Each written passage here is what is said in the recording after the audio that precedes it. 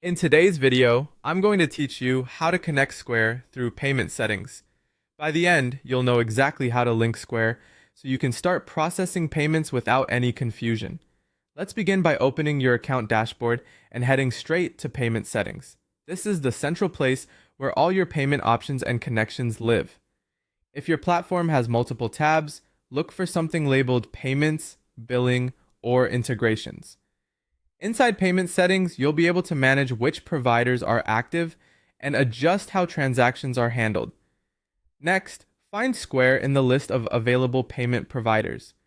Depending on your setup, you may see a grid of logos or a searchable list. If there's a search bar, typing Square can help it pop up quickly. You're looking for the official Square option, which is usually easy to spot with its familiar icon. Make sure you select the correct provider so the connection is reliable. When you've located Square, click on Connect. This button starts a secure authorization process. Think of it as introducing your account to Square so they can safely talk to each other. You aren't moving money yet, you're just establishing a trusted link that allows payments to flow once everything is set up.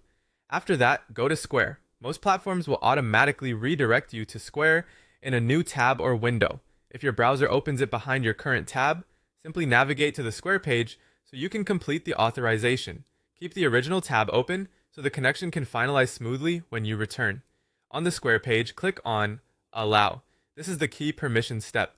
By choosing Allow, you're granting the integration the access it needs to read basic account details and process payments on your behalf.